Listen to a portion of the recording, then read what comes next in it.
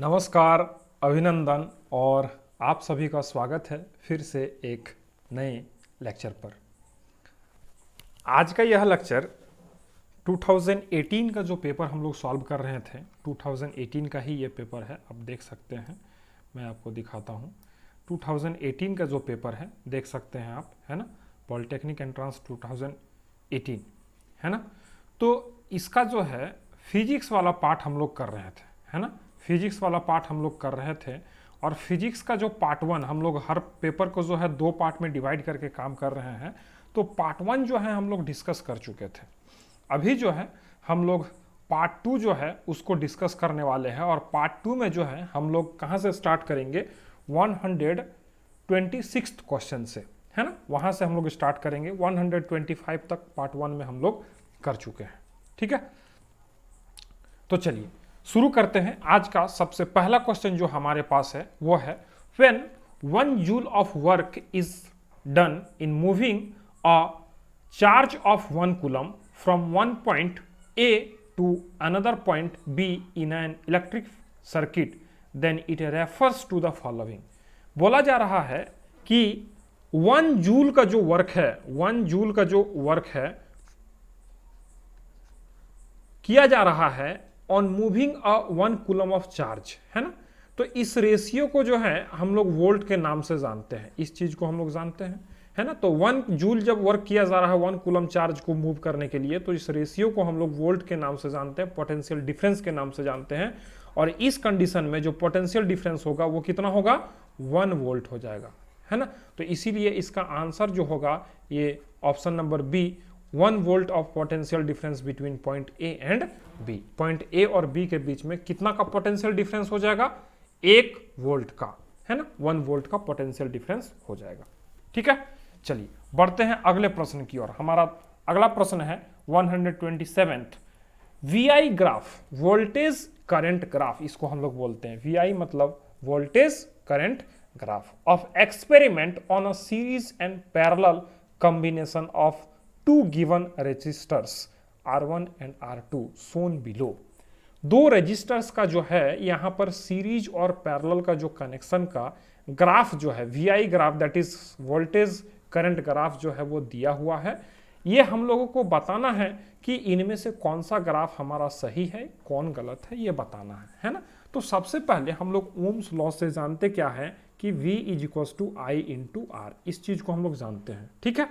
अगर हम R का एक्सप्रेशन यहां पर लिखना चाहें तो R will be equal to V upon I, ये हो जाएगा क्या, है ना। अभी अगर हम लोग बात करें सीरीज कॉम्बिनेशन का, है ना, सीरीज में जो R होता है वो क्या होता है, इंक्रीज होता है। मतलब रेसिस्टेंस जो सीरीज का कनेक्शन में होता है वो क्या होता है, रेसिस्टेंस इंक्रीज होता है। और जब हम लोग पैरेलल कनेक्शन करते हैं रेजिस्टर्स का, तो उसका जो इक्विवेलेंट रेसिस्टेंस है वो क्या होता है, डिक्रीज होता है। मतलब जो हमारा कॉम्बिनेशन ऑफ रेजिस्टेंस होगा उसका इक्विवेलेंट रेसिस्टेंस जो होगा वो सबके कंपैरिजन में क्या होगा, कम होगा। और सीरीज में क्या होगा, इक्विवेलेंट रेसिस्टेंस हमारा ज्यादा होगा, है कि नहीं। तो अभी देखिए, अगर हम बात करें सीरीज कनेक्शन में, है ना, तो अगर वोल्टेज और आई का अगर हम यहां पर कंपैरिजन का बात करें तो सीरीज कॉम्बिनेशन में रेसिस्टेंस जो है वो बढ़ेगा, है कि नहीं। और पैरेलल के कॉम्बिनेशन में क्या होगा, घटेगा, है ना। तो देखिए यहां पर सीरीज कनेक्शन में बढ़ता हुआ दिख रहा है और पैरेलल कनेक्शन में जो है ये जो है घटता हुआ दिख रहा है कि नहीं। उसी तरह यहां पर जो है अगर हम बात करें पैरेलल कनेक्शन में, है ना, पैरेलल कनेक्शन में जो है यहां पर क्या हो रहा है, करंट जो है, यहां पर करंट का बात किया गया है ना, करंट का बात किया गया, करंट और वोल्टेज का रेशियो। तो करंट और वोल्टेज का रेशियो क्या हो जाएगा, 1/R का अगर हम बात करें तो ये क्या हो जाएगा, ये हो जाएगा I/V, है ना। तो उस समय जो पैरेलल कनेक्शन में होगा वो क्या होगा, वो इंक्रीजिंग हो जाएगा और सीरीज कनेक्शन में क्या हो जाएगा, डिक्रीजिंग हो जाएगा, है कि नहीं। तो इस तरह से जो है हम लोग बात कर सकते हैं कि जब सीरीज कनेक्शन हम लोग करते हैं तो R इक्विवेलेंट क्या होता है, वो बढ़ता है। और जब हम लोग पैरेलल कनेक्शन करते हैं तो R इक्विवेलेंट क्या होता है, वो घटता है। ठीक है, तो दोनों ही ग्राफ हमारा जो है यहाँ पर वो क्या होगा, वो सही है। Both figure 1 and 2 will be correct. ठीक है, ऑप्शन नंबर सी।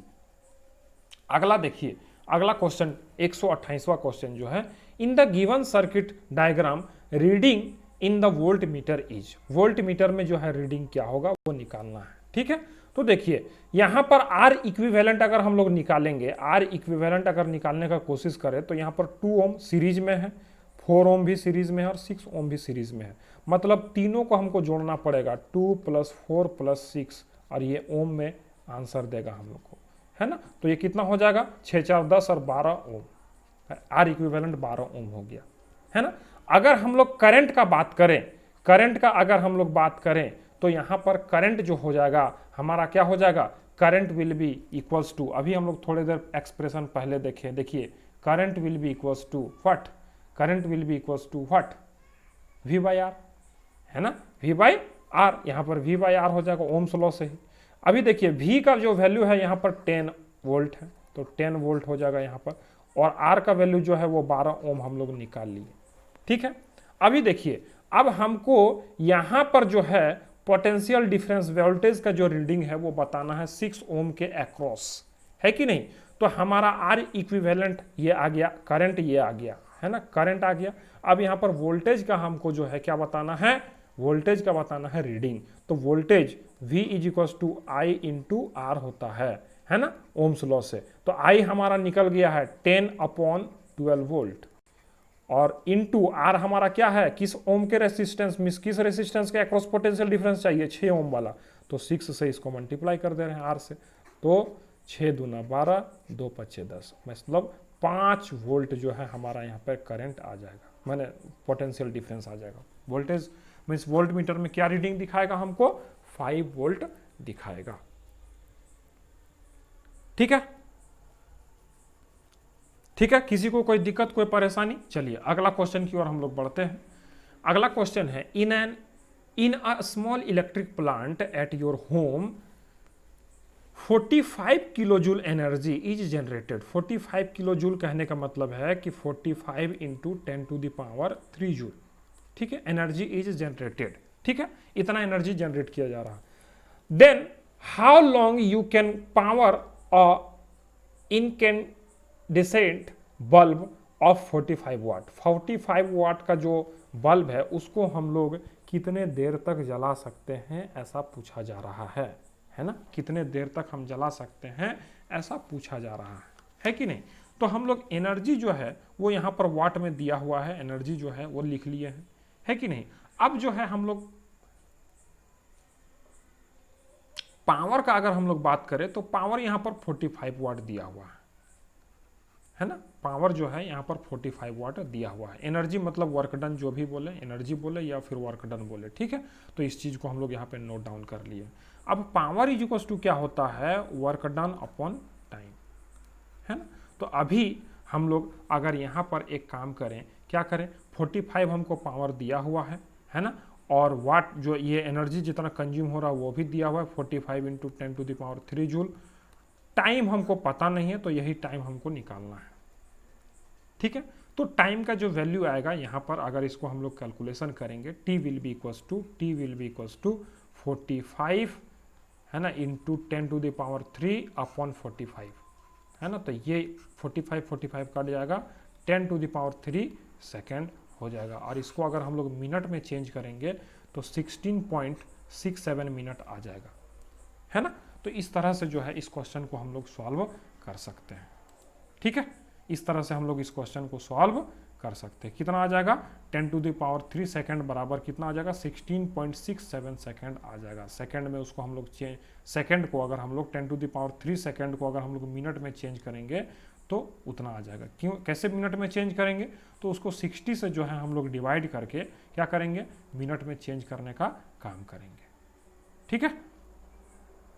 चलिए अगला क्वेश्चन के लिए हम लोग थोड़ा जगह बना ले रहे हैं, ठीक ना। चलिए अगला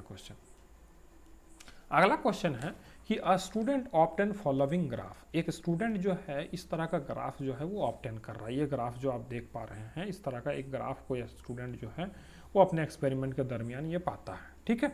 अब पूछा जा रहा है कि so resistance of resistor is, resistance का जो है रजिस्टर का जो रेसिस्टेंस है उसको पूछा जा रहा है ना। रजिस्टर का रेसिस्टेंस जो है वो पूछा जा रहा है, ठीक है। तो आर विल बी, यहाँ पर क्या हो जाएगा, R will be equals to delta V upon delta T, है ना, सॉरी डेल्टा आई, ठीक है। Delta V upon delta I, V by I is equals to R होता है, तो delta V upon delta I, है ना। तो यहाँ पर अगर हम लोग एक काम करें, इसको इससे माइनस कर दें, है ना, 4 माइनस 2, और हम लोग क्या काम करें कि यहाँ से इसको इससे माइनस कर दें, है ना। तो हम लोग क्या करेंगे, डेल्टा आई निकालने के लिए और डेल्टा वी निकालने के लिए इस तरह हम लोग करेंगे। और ये जो है मिली एम्पियर में दिया हुआ है, तो इसको हम लोग 10⁻³ से क्या करेंगे, मल्टीप्लाई कर देंगे, है ना, तो एम्पियर में हो जाएगा, है ना। तो अब ये 4 माइनस 2 2 हो जाएगा, और ये 2 1 माइनस ये 10⁻³ होगा, और ऊपर जाएगा अगर ये 2 × 10⁻³ हो जाएगा, है ना।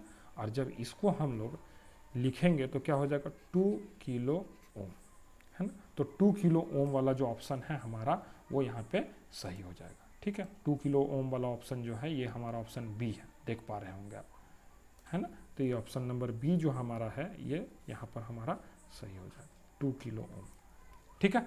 चलिए पढ़ते हैं 131वें क्वेश्चन की ओर। चलिए 131वां क्वेश्चन क्या पूछ रहा है कि which one of the following is not true about properties of magnetic field. Magnetic field का जो प्रॉपर्टी होता है उसके अकॉर्डिंग यहाँ पर जो गिवन स्टेटमेंट है वो इनमें से कौन सा ट्रू नहीं है, मतलब सही नहीं है, गलत है ना, पूछा जा रहा है। तो देखिए, they come out from north pole, north pole से वो निकलता है, साउथ पोल में वो घुसता है, ठीक है, सही बात है। दे फॉर्म क्लोज लूप, वो क्लोज लूप बनाता है, सही बात है। They intersect when two magnet are kept, intersect नहीं करता है वो, है ना, तो इसीलिए ये स्टेटमेंट हमारा गलत होगा, ठीक है।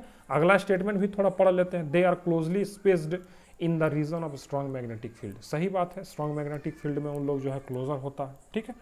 अब देखिए अगला है 132 वाला क्वेश्चन को देखते हैं हम लोग। क्या है कि an electric fuse is based on, electric fuse जो है इलेक्ट्रिसिटी के कौन से इफेक्ट पर जो है वो बेस्ड है, तो हीटिंग इफेक्ट पर जो है वो बेस्ड है ना, option number C, the heating effect of electric current, ठीक है। केमिकल इफेक्ट में भी नहीं, मैग्नेटिक इफेक्ट में भी नहीं, वो हीटिंग इफेक्ट पर डिपेंडेंट होता है, ठीक है। अब अगला देखते हैं 133वां question. The purpose of glass cover on top of a box type solar cooker is to, एक सोलर कुकर को जो है उसमें एक ग्लास से उसको कवर किया जाता है, क्यों किया जाता है, ताकि जो भी हीट उसमें जा रहा है उसको अच्छे से ट्रैप करके रखा जा सके, वो बाहर ना निकल पाए, है ना। तो हम लोग इस ऑप्शन डी के साथ जाएंगे, reduce heat loss by radiation, है ना, reduce heat loss by radiation, ठीक है, ये इसका सही उत्तर होगा। 134वां क्वेश्चन अगर हम लोग देखेंगे, to work properly wind electric generators used wind speed of at least, wind से जो मीन्स हवा से जो बिजली का उत्पादन होता है विंड मिल से, उसके लिए जो है हवा का रफ्तार कम से कम कितना होना चाहिए, तो कम से कम 15 किलोमीटर पर आवर होना चाहिए उसका रफ्तार, तभी जो है विंड मिल प्रॉपरली घूम पाएगा और जो है हम लोग का इलेक्ट्रिसिटी जो है वो जनरेट हो पाएगा, ठीक है। चलिए बढ़ते हैं अगले प्रश्न की ओर। Which energy from the following are derived from the sun, sun से कौन कौन सा एनर्जी डिराइव होता है, तो देखिए न्यूक्लियर एनर्जी रेडियो एक्टिविटी से डिराइव होता है, वो नहीं होगा। बायोगैस बायोमास एनर्जी सन से डिराइव होगा। विंड एनर्जी सन से डिराइव होगा। ओशन थर्मल एनर्जी सन से डिराइव होगा। तो 2, 3, 4 वाला जो ऑप्शन है हमारा सी वो सही होगा, ठीक है। अगला question, select correct option from the following about nature and distance of the image formed by a plane mirror. एक प्लेन मिरर कैसा इमेज बनाता है, सबसे पहले उसको हम लोग को जानना पड़ेगा। तो एक प्लेन मिरर जो है हमेशा वर्चुअल इमेज बनाता है, इरेक्ट इमेज बनाता है और सेम साइज का इमेज सेम डिस्टेंस पर बनाता है। एज ऑब्जेक्ट डिस्टेंस वही इमेज का डिस्टेंस होता है मिरर से, है ना।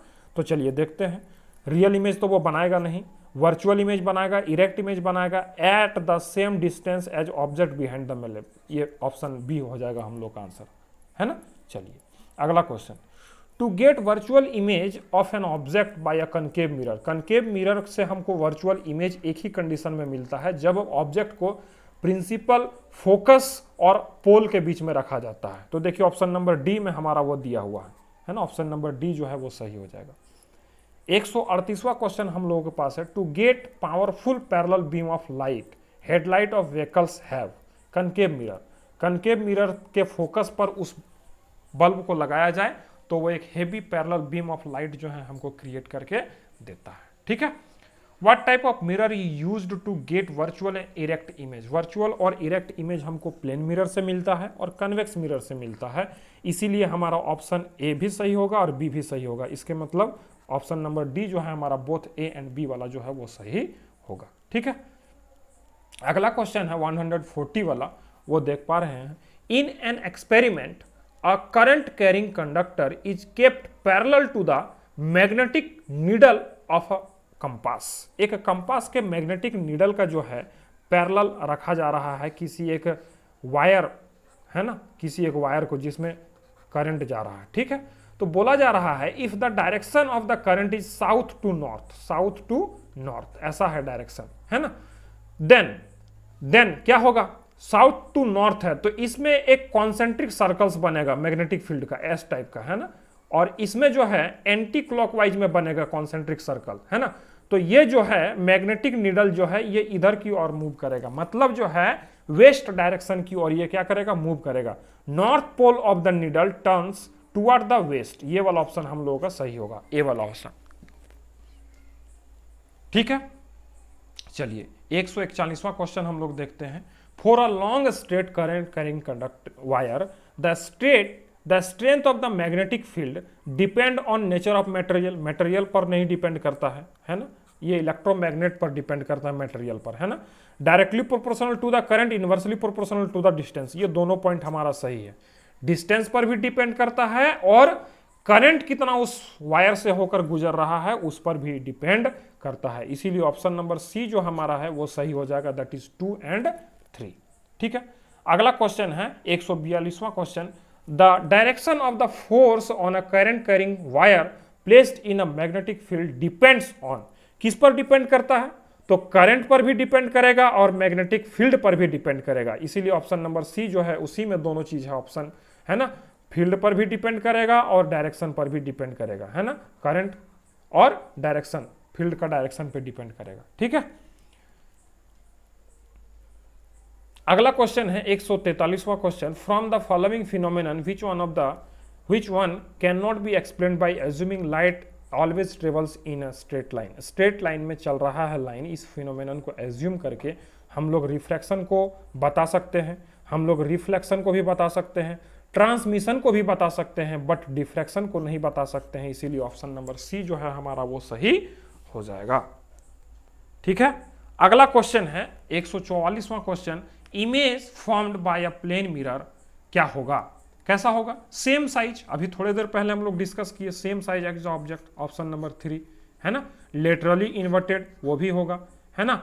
हाफ डबल ये सब नहीं होगा, तो इसीलिए ऑप्शन नंबर सी जो है होगा हमारा 3 और 4 वाला ऑप्शन जो है हमारा सही है। ठीक है, अगला है 145वां क्वेश्चन जो है ये पूछ रहा है, what is the nature of the image obtained from surface of the spoon bulked outward. एक चम्मच अगर हम लोग लेते हैं और उस चम्मच के उल्टे भाग में अगर हम लोग देखते हैं जो कि बाहर की ओर जो है उभरा हुआ रहता है, वो एक कन्वेक्स मिरर की तरह जो है काम करता है और वहां पर एक इरेक्ट इमेज बनता है, इसीलिए ऑप्शन नंबर सी जो है हमारा यहाँ पे सही होगा। इरेक्ट इमेज बनेगा वहां पर हमारे फेस का, आप घर पे भी इसको करके देख सकते हैं, और वो एक कन्वेक्स मिरर के जैसा बिहेव करेगा, उत्तल दर्पण के जैसा जो है वहां पर वो काम करेगा, है ना।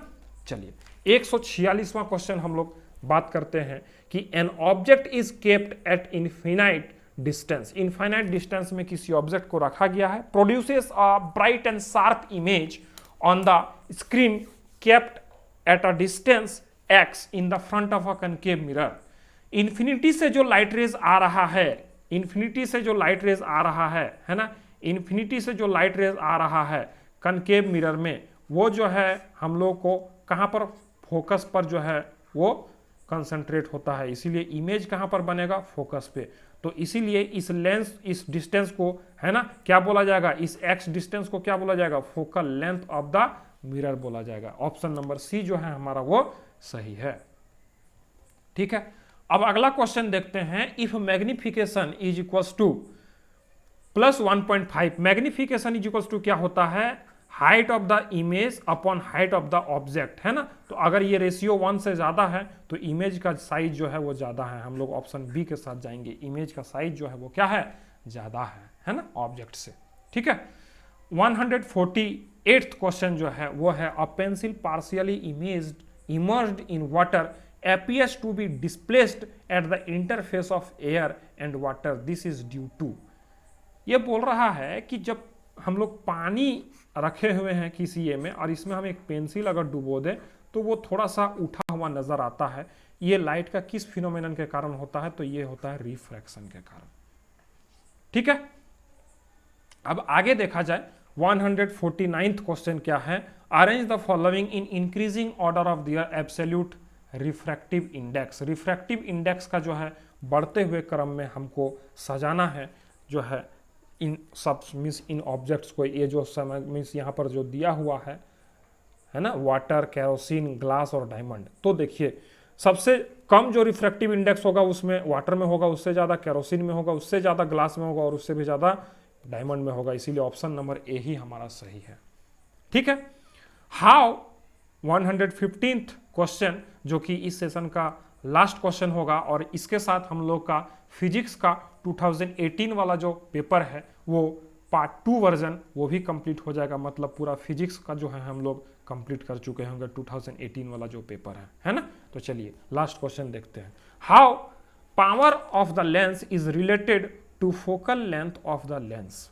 फोकल लेंथ से किस तरह से रिलेटेड होता है पावर, तो फोकल लेंथ जो होता है वो इनवर्सली प्रोपोर्शनल होता है फोकल लेंथ जो है पावर से, है ना। तो ये ऑप्शन नंबर बी जो है हमारा यहाँ पर सही हो जाएगा, करेक्ट हो जाएगा। ठीक है, तो इस तरह से हम लोग फिजिक्स का जो है पार्ट 2 को भी कंप्लीट कर लिए और फिजिक्स का कुल 50 क्वेश्चन जो है हम लोग डील कर चुके हैं अभी तक 2018 का जो क्वेश्चन है ना।